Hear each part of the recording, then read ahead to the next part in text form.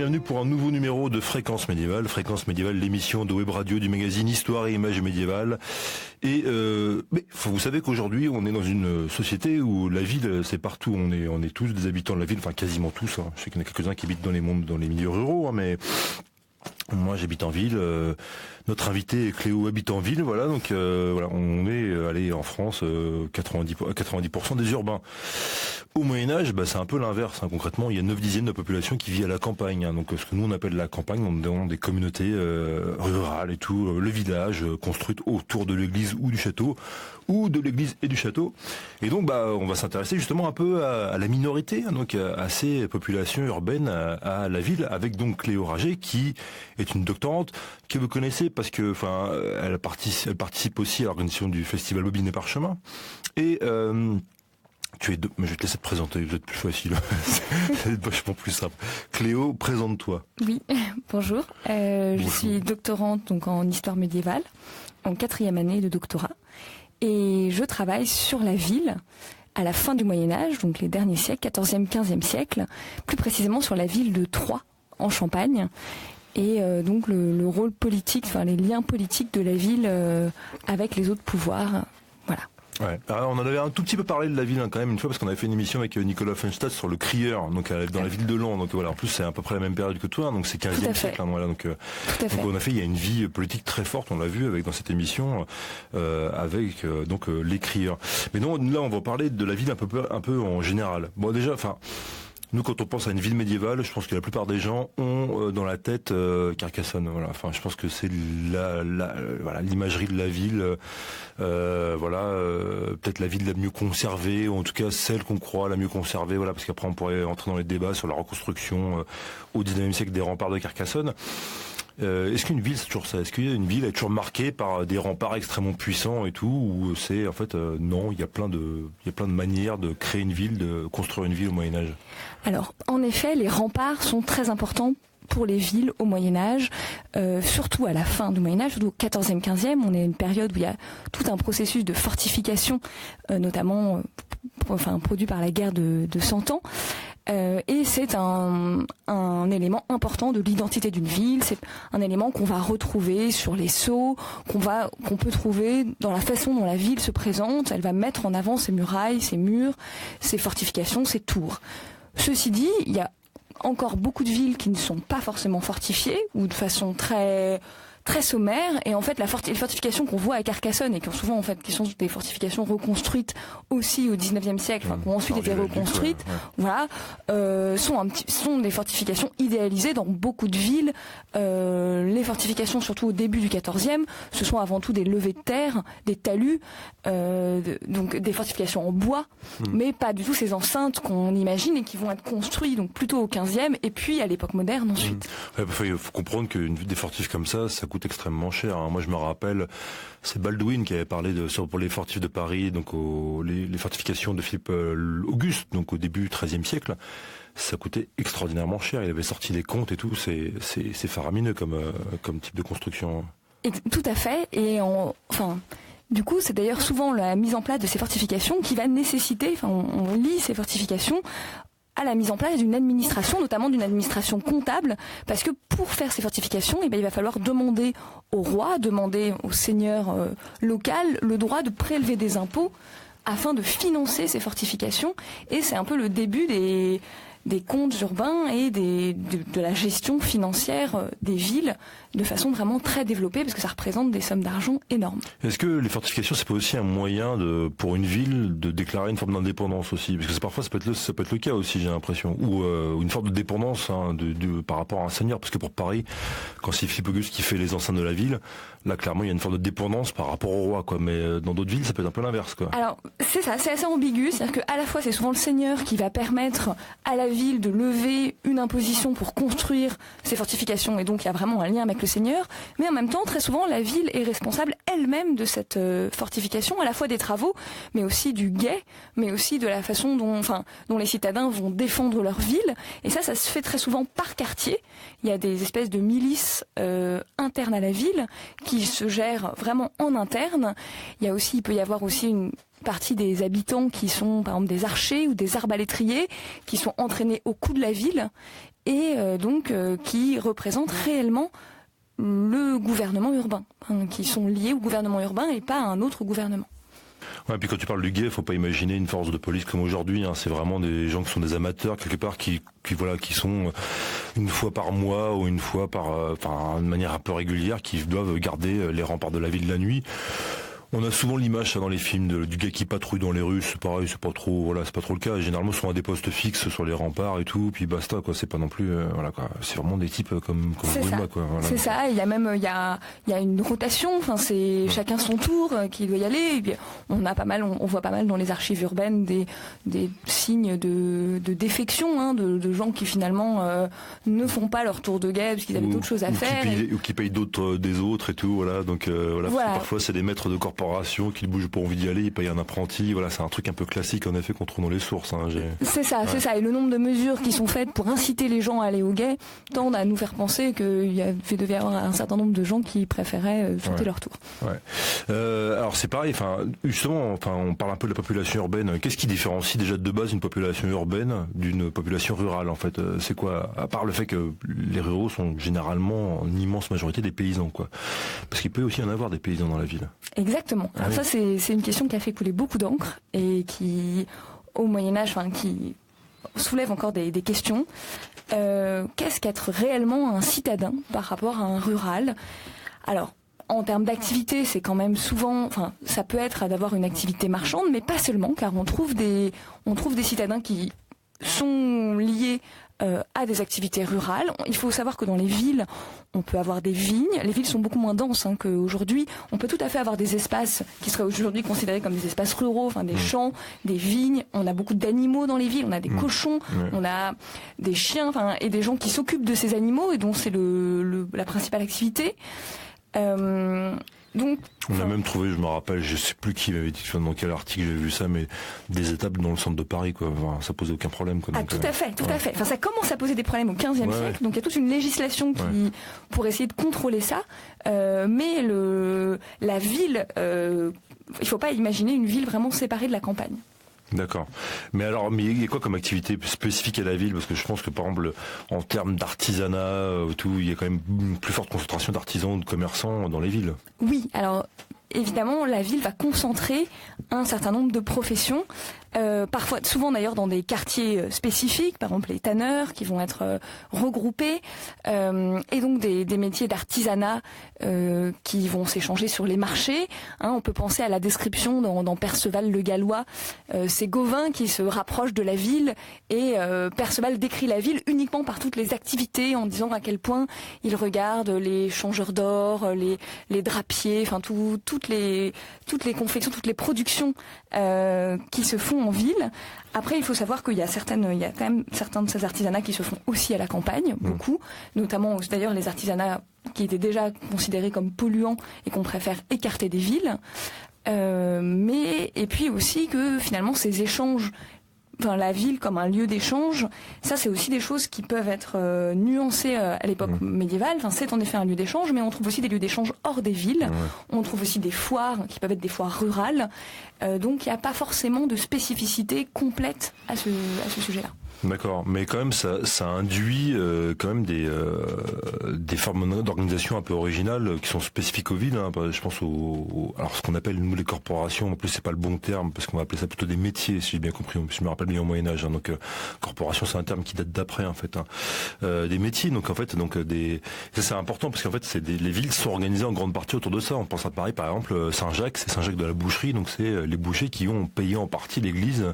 Voilà quoi. Donc c'est pas rien quoi. Donc oui, et alors ces métiers sont très importants en effet pour les habitants, à la fois parce que c'est parfois le cadre professionnel dans lequel ils s'inscrivent, mais il faut les voir comme beaucoup plus étendus qu'une simple corporation professionnelle, qu'une simple association professionnelle, puisque ce sont, dans le cadre de ces métiers, sont souvent organisés donc des repas, des processus de sociabilité communs, ou de même qu'une redistribution, des processus de solidarité. On peut avoir ainsi une solidarité entre tous les membres d'un métier. Et enfin aussi, ces métiers peuvent participer au gouvernement de la ville. Ils peuvent tout à fait avoir une place dans le gouvernement de la ville. Par exemple, à Troyes, qui est la ville que je connais le mieux, les bouchers ont un rôle assez intéressant. ils sont vraiment liés, notamment ils doivent donner de l'argent à la ville, tout dans un rituel très important. Et ça leur donne une place évidemment de choix dans le gouvernement urbain. Mais c'est là, le gouvernement il est pas séparé parfois carrément directement entre différents types de métiers en fait. Donc il n'y a pas des représentants par métier dans certaines formes de gouvernement urbain où c'est beaucoup moins clair. Alors. Non. Ça peut arriver. Enfin, Ce qui est sûr, c'est que les marchands et les représentants des plus fortes corporations ont très souvent une place dans le conseil de la ville, dans l'assemblée de la ville. Parce que je pense à Paris, c'est le prévôt des marchands, par exemple, l'échevin, enfin le magistrat principal de la ville, comme Étienne Marcel, pour le plus connu, c'est le prévôt des marchands, quoi. Donc, tout à fait. Oui, et c'est vraiment, c'est des corporations en fait qui sont devenues tellement importantes. Donc c'est la Hanse de Paris.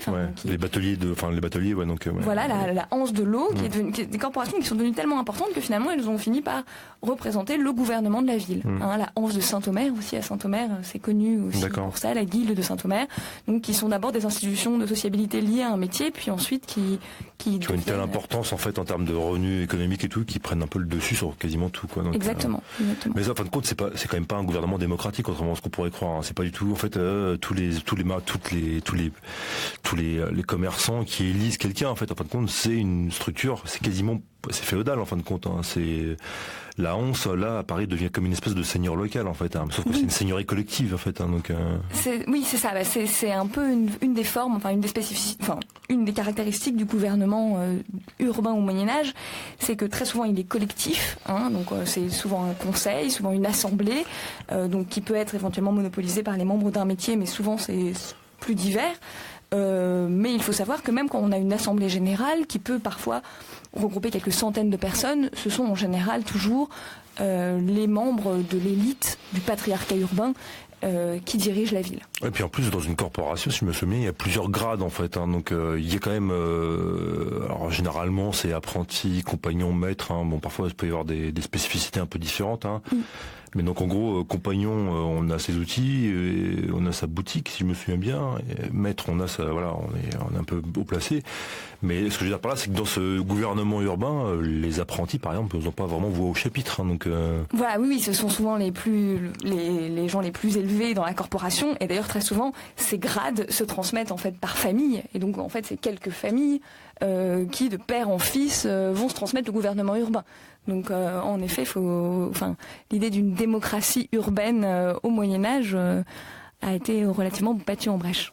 Mais et en fait il y a quand même, il y a cette espèce donc d'élite urbaine et tout, mais il y a à côté tout un petit peuple en fait qui existe quand même. Donc je pense que il y a plein de petits métiers comme ça qui ont, parce que les métiers, c'est pas tous les métiers qui sont organisés en plus. Ça faut bien comprendre. C'est qu'il y a des métiers, on va dire d'élite. Par exemple, je pense aux orfèvres, aux bouchers et tout, qui sont des gens parfois qui sont des propriétaires en plus de terre à côté et tout pour nourrir leurs bêtes et tout. Donc qui ont parfois beaucoup de terre et tout. Donc ce sont des gens assez importants. À côté, il y a des petits métiers qui sont pas reconnus, qui sont même pas organisé en fin de compte. Et ça, il y a plein de gens en fait. Oui, et notamment énormément de petits métiers ambulants, de gens qui viennent, sans avoir forcément de boutique ou sans avoir forcément d'espace. Je pense aux lavandières par exemple. Voilà, donc les femmes qui nettoient en fait. Alors, ce qui va devenir le lavandière plus tard, mais les femmes qui nettoient le linge par exemple. Ça c'est un truc. Je sais pas si je connais ça plutôt pour l'époque moderne, mais est-ce qu'il y a ça au Moyen Âge ou non? C'est pas ça. C'est. Alors là, ouais. Je sais pas. Mais voilà, et donc il y a d'autres types de petits métiers comme ça en fait. Des métiers ambulants et tout. Il y en a un paquet en fin de compte. Oui, tout à fait. Et notamment aussi, alors des gens qui peuvent venir éventuellement de la campagne et qui viennent vendre par exemple une partie de leur production dans la ville la journée et puis qui repartent le soir. Enfin, la ville est vraiment formée d'une masse de population citadine, mais aussi de la campagne et avec des métiers très différents et donc une densité assez importante. Mais il y a aussi un autre truc important, c'est que la ville, généralement, c'est aussi un lieu d'affrontement en fait entre les différents types de pouvoirs, parce qu'il faut comprendre qu'il n'y a pas que les marchands qui représentent un pouvoir dans la ville. Il y a aussi tout bêtement, il y a des seigneurs déjà aussi. Oui, donc, oui, voilà, bien sûr. Voilà. Donc par exemple Troyes, avant c'était la capitale des comtes de Champagne, donc une des capitales en l'occurrence. Donc et puis aussi le pouvoir épiscopal aussi. Donc souvent les évêques.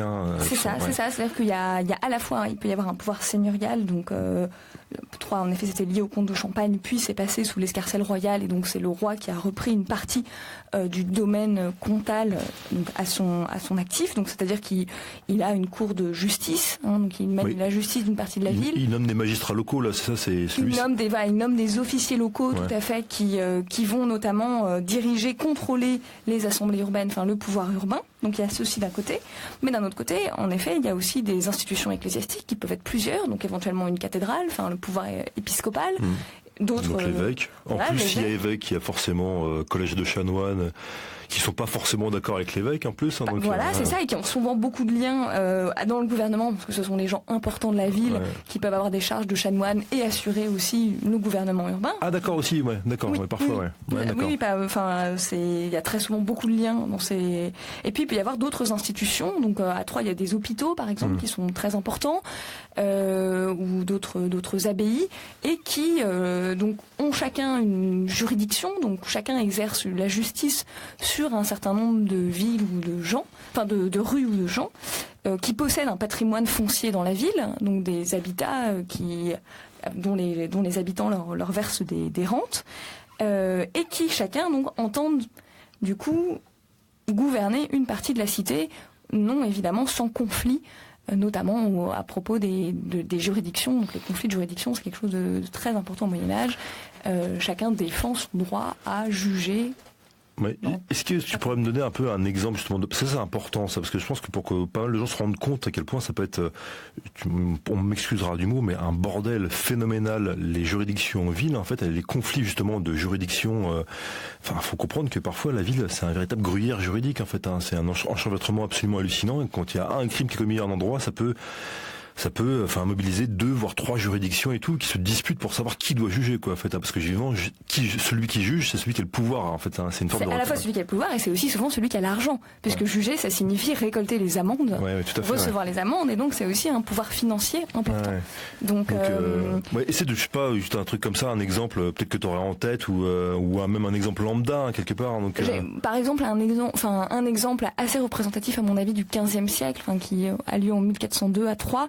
Une mesure est prise par exemple pour interdire les cochons dans la ville, et notamment les sous à cochons, donc qui sont les étables où vivent les cochons, et cette mesure est prise par le roi et entend concerner toutes les rues de la ville, ce qui évidemment rentre en contradiction du coup avec beaucoup d'institutions ecclésiastiques qui possèdent de ces sous à cochons, donc dans des rues, voire même dans des bâtiments un petit peu à l'écart de la rue, directement dans l'institution, et ça crée un immense procès, puisque chaque institution ecclésiastique défend son droit à posséder des cochons, alors même que les officiers royaux, eux, défendent le droit à gérer tout l'espace urbain. Donc un procès qui finalement en fait n'est jamais réellement résolu, puisqu'en fait pendant tout le XVe siècle, on se rend compte que les institutions ecclésiastiques, malgré les arrêts qui ont été faits par le Parlement, conservent des cochons et jusqu'au XVIe siècle. Ouais, alors faut bien comprendre que derrière ça, il y a évidemment l'histoire classique des cochons dans la rue, puisque ça peut être dangereux et tout. Je renvoie aux travaux de Michel Pastoureau là-dessus. Mais le truc, c'est que il faut aussi comprendre que là, comme tu l'as dit, on est dans un conflit aussi d'autorité en fin de compte. C'est qui en fin de compte va avoir l'autorité dans cette affaire. Exactement, en fait, parce que celui qui gagne, c'est en fait celui qui établit son autorité sur la ville. C'est ça. Et est-ce qu'un pouvoir a le droit du coup de décider et d'interférer dans des affaires qui sont des affaires ici qui peuvent être ecclésiastiques ou qui peuvent être chez des particuliers. Ouais, donc voilà, c'est assez fascinant quoi. Donc voilà, il y a cette on a fait un peu le tour sur, je pense, au terme des institutions quoi. Donc des conflits. D'ailleurs, faut bien comprendre en plus. Ça c'est un truc qui est bizarre pour nous aussi, parce que nous on a l'image, on va dire la ville classique pour nous, c'est l'image on va dire de Paris aujourd'hui par exemple, ou de plein d'autres villes. Ça, il y a un centre, voire un hypercentre à Paris, donc voilà, où il y a la plupart des grandes activités qui sont concentrées.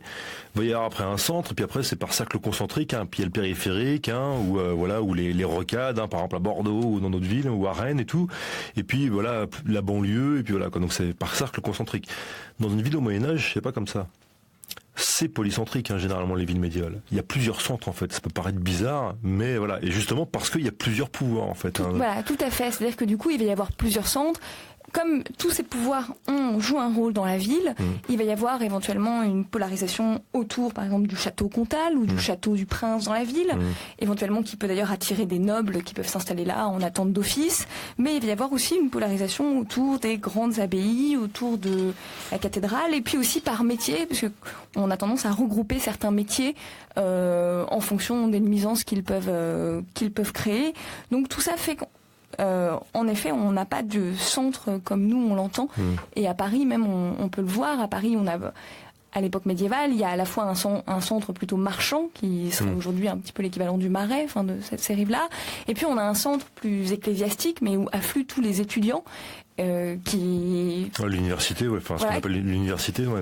Voilà, c'est ça, et toutes les grandes institutions ecclésiastiques, Saint-Germain, qui se partagent en fait la rive gauche de Paris, et qui sont les deux des centres. Et puis on a aussi au milieu l'île de la Cité, où on a le palais, où on a, enfin, donc tout ça en fait contribue à polariser la ville et polariser les différentes populations et tous ces gens qui vivent ensemble dans un même lieu. Ouais, il y a même carrément des villes bicéphales où en fait il y a à la fois la ville épiscopale, le bourg seigneurial qui parfois s'opposent et tout. Donc je pense que c'est clair aussi à Lyon, si je me souviens bien et tout. Peut-être voilà, dans mes souvenirs c'est un peu ancien, mais il y a l'archevêché, puis il y a d'autres centres, enfin il y a d'autres villes où c'est comme ça. Tout à fait. Et là le mouvement dont on a parlé au début de fortification est important parce que souvent il va pouvoir permettre d'unifier des espaces qui en fait étaient relativement différents. Et d'ailleurs on parle au XVe siècle d'une certaine territorialisation de la ville. C'est Hélène Noiset qui emploie ce mot-là et qui montre qu'une conscience urbaine unifiée naît avec cette édification de remparts. Conscience urbaine en fait qui avant était souvent faible ou en tout cas concurrencée par plein d'autres. Voilà, généralement on n'est pas vraiment par exemple il y avait un Joseph Morcel qui avait écrit un article sur être parisien, je m'en souviens, qui était intéressant parce qu'en fait il montrait bien qu'on était avant tout d'une paroisse à Paris au XIVe siècle, hein. Donc se dire parisien c'était pas une évidence en fait. Alors, pourtant c'est pas des villes. Peut-être d'ailleurs on n'a pas parlé d'un truc en plus, hein, c'est la taille des villes. C'est tellement évident pour nous, mais les villes en plus elles sont pas grandes en plus, donc et elles ont beau pas être grandes, les gens ont parfois pas conscience d'être d'une même ville en fait. Oui, bah c'est parce qu'en fait il y a énormément d'identités différentes, d'appartenances qui sont chez un même individu et à l'époque, et enfin encore maintenant, et donc l'identité, l'appartenance urbaine, ce n'est qu'une identité parmi d'autres. En effet, l'appartenance à une paroisse c'est très important, à une corporation comme on l'a dit tout à l'heure aussi. Ça peut être à une famille, ça peut être à un voisinage. Le voisinage peut représenter un échelon parfois plus important que celui même de la ville, pour un peu qu'il corresponde à une juridiction, pour un peu qu'il corresponde. Enfin voilà. Donc les réseaux se font pas du tout forcément à l'échelle urbaine. Ouais, tiens, on parle justement un peu de la taille des villes. Tiens, à Troyes, au XVe siècle, est-ce qu'on sait à peu près, alors déjà, est-ce qu'on sait combien il y avait d'habitants à peu près? Et comment on le sait? C'est la question à 1000 florins. Hein, voilà, c'est ça, parce que c'est une question évidemment qui a aussi fait couler beaucoup d'encre.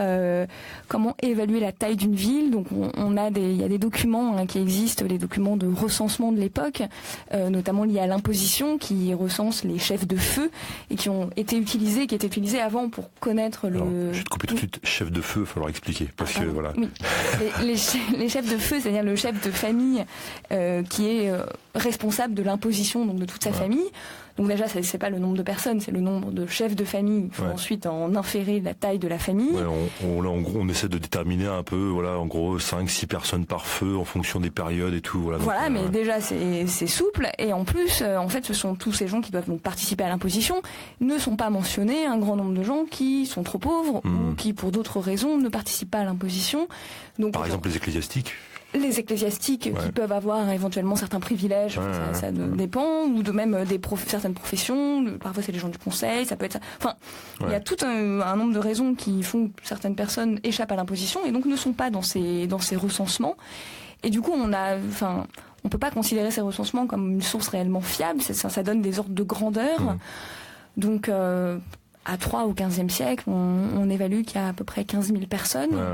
Mais c'est un nombre. Et c'est censé être une grande ville en plus, Troyes. Et c'est une grande ville. C'est une grande ville qui a perdu des habitants. Toutes les villes ont perdu énormément d'habitants au XIVe siècle avec évidemment les épidémies et puis la guerre de 100 ans. On est dans une période. Mais au XVe siècle, sur la seconde moitié du XVe siècle, on est à une période à nouveau d'expansion. Oui, Troyes et 15 000 habitants, ça fait partie des Des grandes villes, ouais. Alors, je sens que Paris à l'époque, si dans mes souvenirs, c'est quoi, 100 000, 150 000 habitants. C'est pas la plus grande période, parce que c'était début 14e, il y avait 200 000 environ. Voilà, mais en tout cas, il faut bien comprendre. Ça, on retrouve de toute façon, ces chiffres-là, il faut bien comprendre que ce sont des estimations, en fait, hein, qu'on a à partir de sources qui sont pas des sources ultra précises non plus, quoi. Donc ça, c'est important de, voilà, c'est important de le noter. D'accord. Mais, et d'ailleurs, parce que je sais pas, alors je vais peut-être te lancer sur un sujet que tu me connais mal, mais tu me dis, on s'arrête, hein, il y a pas de souci. Mais quand on compare aussi avec les villes orientales, en fait, les villes orientales, elles sont plus, il y a plus d'habitants ou pas à l'époque, par exemple, je pense à Constantinople ou Damas, Bagdad et tout. Les villes, tout à fait, les villes orientales sont, surtout et puis aussi de façon plus précoce, sont plus grandes et sont de façon plus précoce, notamment parce que la civilisation arabe est une civilisation quand même urbaine, beaucoup plus que rurale, hein, et donc on a par exemple au XIe siècle, donc un peu avant, au Xe, XIe siècle, la plus grande ville du monde c'est Bagdad, hein, et là on n'est pas Le Caire, ensuite ça devient Le Caire qui prend sa suite au XIIIe, XIVe, et en effet on est sur des villes, alors j'avoue que j'ai pas de chiffres. C'est pareil, mais les estimations, c'est entre 500 000 et 1 million d'habitants. Et mais tout, voilà, les villes les plus importantes ne se situent pas en Occident. Tout comme Constantinople au Xe siècle, qui était très importante aussi. Voilà, donc ok, donc ça c'était un point quand même qui était important. Maintenant, tu voulais parler aussi parce que faut bien comprendre que tout ça, enfin, la recherche sur les villes, c'est pas c'est ancien, mais il y a quand même eu pas mal de renouvellement récemment. Et il y a des nouveaux, donc notamment au niveau chez les historiens, mais aussi chez les archéologues d'ailleurs. Hein, il y a des nouvelles pistes qui sont explorées. Est-ce qu'on peut en parler un petit peu, quoi? Oui. Alors oui, aujourd'hui, donc l'histoire urbaine a toujours fait l'objet quand même d'une grande attractivité. Donc il y a eu énormément de gens qui ont travaillé sur les villes. Aujourd'hui, on a plusieurs pistes sur lesquelles travaillent les chercheurs actuellement. On peut penser d'abord aux relations, ce dont on a un peu parlé aujourd'hui, aux relations de pouvoir entre les villes et aux gens qui forment ces relations de pouvoir, donc les conflits de juridiction dont on parlait, qui détient le pouvoir et est-ce qu'on peut réellement distinguer les différents pouvoirs. Donc là, on peut penser à toutes les recherches qui ont été faites sur le personnel urbain. Est-ce qu'il est vraiment distinct selon le fait si c'est un officier royal, si c'est un officier urbain, est-ce qu'on a des transferts, est-ce qu'on a des transferts dans la façon de gouverner, dans les pratiques de gouvernement. Donc ça peut être c'est un axe de recherche aujourd'hui qui intéresse les chercheurs. On peut penser aussi à ce qu'on a dit sur toutes les fortifications et en fait à ce qui concerne l'histoire de l'espace urbain qui a été énormément renouvelé ces 20 dernières années, je dirais, notamment par l'utilisation de la cartographie informatique. Et on peut penser au projet autour d'Hélène Noiset, au projet d'Alpage. Alpage, sur Paris et tout, en effet, qui utilise qui permet en fait de mettre en lien de façon spatiale énormément d'éléments et de données qu'on a sur la ville, de spatialiser pour voir s'il ressort. Grâce à l'informatique et l'usage des bases de données, plus géolocalisées et tout. Donc, c'est ça, exactement. Donc tout ça, c'est un champ aussi qui est en grande ébullition. Et enfin, on peut aussi penser, mais parmi d'autres, mais à tout le renouveau qu'on observe autour de l'écrit urbain, autour des questions sur l'écrit urbain, parce que les 14e et 15e siècles, il faut voir aussi, on en a très vite parlé, mais c'est le moment où se massifie la production documentaire, la production de papier des villes se massifie, se diversifie. C'est un peu, on a souvent dit que c'était la mise en place de l'administration au 14e, 15e siècle. Et donc il y a beaucoup de chercheurs, et dans ma thèse, moi-même je réfléchis beaucoup là-dessus, qui réfléchissent sur le rôle de cette production, le rôle de ces écrits, par qui ont-ils été produits, par qui sont-ils conservés, sont-ils utilisés, sont-ils contrôlés. Toutes ces questions qui nous permettent aujourd'hui de relire ce qu'on disait par exemple sur les recensements, sur les cherches de feu. Savoir exactement comment ils ont été faits nous permet évidemment de relativiser, nuancer, apprécier les informations qu'ils contiennent. On peut penser aussi aujourd'hui à pas mal de recherches qui sont faites autour des comptabilités urbaines. Est-ce que c'est des documents qui étaient faits réellement pour compter, comme des bilans comptables ? Ou est-ce que ce qu'on pense plutôt aujourd'hui à penser, ce sont des documents en fait plutôt juridiques avec une dimension plutôt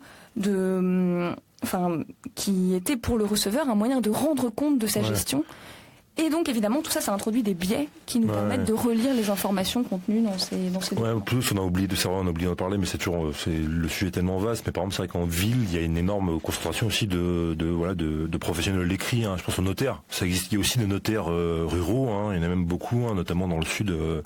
Mais il y en a aussi énormément en fait en ville, parce qu'il y a énormément en fait de besoins en fait justement de noter, Ouais, ça explique le fait d'ailleurs que les historiens se sont plus intéressés aux villes qu'aux campagnes. C'est qu'évidemment il y avait plus de sources. Plus de sources, voilà. Et en effet, et notamment au 14e, 15e, on a une naissance de chancellerie urbaine et des gens, des professionnels de l'écrit qu'on connaît encore assez mal, mais qui vivent en ville et... Surtout qu'il faut bien comprendre, ça peut paraître un peu étonnant pour les gens qui connaissent pas, mais il faut bien comprendre que, en plus en Italie, c'est au-delà dans d'autres pays, c'est au-delà du cas. Même en France, il y a plein de sources qui n'ont pas été encore exploitées en fait. Hein. Moi, je pense que je connais un petit peu le fonds d'Aix-en-Provence, par exemple. Hein, il y a plein de sources, des registres notaires en fait qui n'ont jamais été ouverts quasiment. Ah, mais à partir du XIVe siècle, l'écrit urbain jamais été ouvert par les historiens, je veux dire. Oui, mais l'écrit urbain devient vraiment prolifique. À Troyes, on a plusieurs centaines de registres de comptabilité qui en effet avaient très peu été vus parce que c'est des sources qui sont aussi, qui sont sérielles, donc relativement ingrates et qui demandent énormément de temps de dépouillement. Donc en effet, il reste encore beaucoup de choses à faire sur ces époques-là. Bon écoute, ce sera le mot de la fin. Merci Cléo d'avoir accepté notre invitation.